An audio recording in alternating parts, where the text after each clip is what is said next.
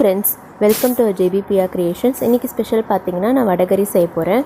அதுக்கு வந்து 200 கிராம் கடலப்பருப்பை எடுத்து ஒரு 1 ஹவர் ஊற வச்சு அதை மிக்சியில் கொஞ்சம் கொரப்பாக அரைச்சி எடுத்துக்கணும். ரொம்ப நைஸாகவும் இல்லாமல் ரொம்ப கொரப்பாகவும் இல்லாமல் மீடியமாக எடுத்துக்கணும்.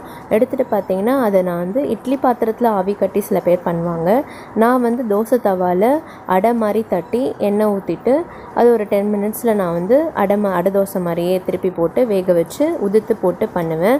ஸோ அதுக்காக நான் தோசை தவாவில் அதை எடுத்து முதல்ல அடை மாதிரி தட்டிட்டு சுற்றி ஒரு ஸ்பூன் எண்ணெய் ஊற்றிட்டு இட்லி பாத்திரத்தோட அந்த மேல் டாப் மூடி எடுத்து மூடி வச்சு அதுக்கப்புறமா ஒரு 5 நிமிஷம் கழித்து திருப்பி போட்டு திரும்ப மூடி வச்சு இந்த சைடும் வேகிறதுக்காக நான் பண்ணுறேன். இப்போ பார்த்தீங்கன்னா அடை தோசை மாதிரி உங்களுக்கு வந்திருக்கும்.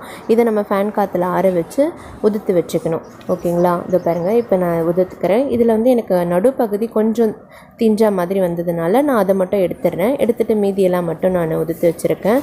அதுக்கப்புறம் இதுக்கு பார்த்திங்கன்னா 2 பெரிய வெங்காயம் 2 பெரிய தக்காளி எடுத்திருக்கேன் நான். ஸோ இதை நான் நல்லா பெரிய வெங்காயமாக எடுத்துக்கனால நான் 2 எடுத்திருக்கேன். நீங்கள் சின்ன வெங்காயமாக எடுத்திங்கன்னா 4 வெங்காயம் கூட நீங்கள் எடுத்துக்கலாம். நிறைய வெங்காயம் தக்காளி போட்டால் நல்லா டேஸ்ட்டாக இருக்கும்.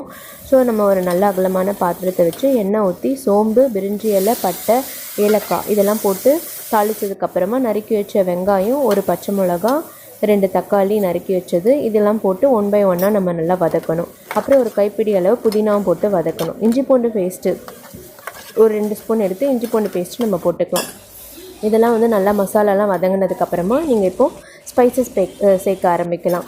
1 ஸ்பூன் மிளகாத்தூள், 1 ஸ்பூன் கரம் மசாலா தூள், 1 ஸ்பூன் பிரியாணி மசாலா, 1 ஸ்பூன் உப்பு இதெல்லாம் போட்டு நல்லா கலந்ததுக்கப்புறமா தண்ணி நல்லா தாராளமாக வைக்கணும் நம்ம. ஏன்னா இது கெட்டி ஆகிடும் பருப்புன்றதுனால. நான் இப்போதைக்கு 3 சொம்பு தண்ணி ஊற்றிருக்கேன்.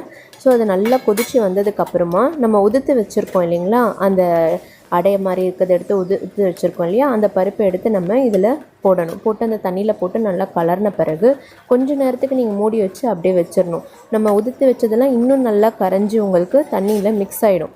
அதுக்கப்புறம் நீங்கள் எடுத்து பார்த்தீங்கன்னா இந்த மாதிரி உதிரியாக இருக்கும் உங்களுக்கு. ஓகேங்களா? எல்லா டிஃபன் ஐட்டத்துக்கும் சூப்பராக இருக்கும். இட்லி, பூரி, தோசை, சப்பாத்தி எல்லாத்துக்கும் நல்லாயிருக்கும். என்னோடய சேனலை லைக் பண்ணுங்கள், ஷேர் பண்ணுங்கள், சப்ஸ்கிரைப் பண்ணுங்கள். தேங்க்யூ ஃபார் வாட்சிங் மை சேனல் ஃப்ரெண்ட்ஸ்.